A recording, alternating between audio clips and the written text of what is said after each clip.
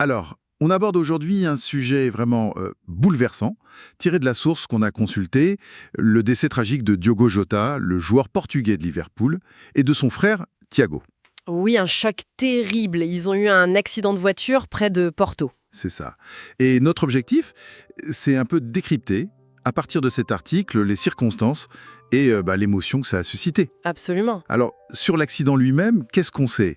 L'article parle d'une collision avec un camion. Sur une route nationale. Oui, et apparemment, la voiture aurait perdu le contrôle. La source suggère que c'est peut-être lié à la météo, la pluie, la chaussée glissante. D'accord. Et ce qui est assez frappant, c'est que l'enquête semble déjà écarter certaines pistes, non? C'est ça.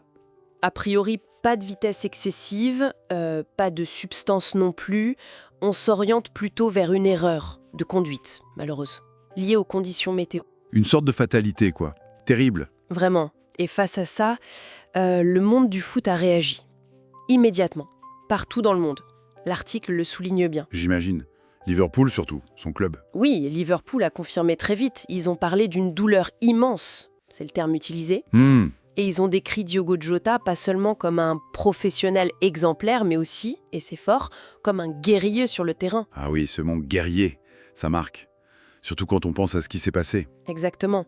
Ce contraste entre le combattant sur le terrain et puis la fragilité de la vie, ça rend le choc encore plus brutal. Le club a annoncé des choses concrètes aussi, des hommages. Oui, tout à fait. Déjà, 3 jours de deuil officiel, et les joueurs vont porter un brassard noir. D'accord. Mais le geste le plus marquant, vraiment, et l'article insiste là-dessus, c'est le retrait de son numéro, le 20. Ah oui, hein. Définitivement. Définitivement. C'est un hommage très très fort dans le monde du sport, c'est pas si fréquent. On imagine l'émotion que ça représente, hein. L'article cite même le président du club, je crois, hein. Oui, le numéro 20 est désormais éternel. Il ne foulera plus jamais les pelouses d'Anfield car il appartient à Diogo Jota pour toujours. C'est puissant comme déclaration. C'est clair. C'est comme graver son nom dans l'histoire du club, pour de bon. Exactement. Et cet hommage de Liverpool, il fait partie d'une vague d'émotions bien plus large, hein. Oui, j'ai vu ça. D'autres réactions. Mais la fédération portugaise, par exemple, l'article mentionne qu'elle a salué une fierté nationale, elle a parlé de sa simplicité, de cette détermination. On voit que ça dépasse le joueur. Là, on parle de l'homme. Tout à fait. Et les témoignages personnels sont très touchants. Comme celui de Cristiano Ronaldo. Oui, très sobre, très direct.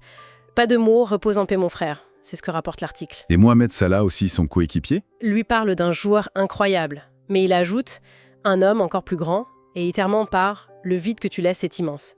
Ça dit beaucoup sur l'impact humain qu'il avait. C'est fou. Ça montre vraiment une unanimité. Et l'article détaille l'ampleur de tout ça. Les minutes de silence en Première Ligue, des stades illuminés, Anfield bien sûr, mais aussi le Drago à Porto, et même le Parc des Princes à Paris. Ça dépasse les clubs, les rivalités, c'est une solidarité assez incroyable. Oui. Et puis il y a la dimension personnelle que l'article n'oublie pas. Faut se rappeler, Diogo Jota avait seulement 28 ans. Si jeune. Et il laisse une famille. Une compagne, un jeune fils, c'est terrible. Et son frère Thiago, qui est décédé avec lui, il était entraîneur amateur, il partageait cette passion du foot. 2 vies fauchées. L'article dit qu'ils ont été rapatriés au Portugal. Oui, pour une cérémonie privée à Porto. Et leur ville d'origine, Massarelos, a décrété un deuil municipal.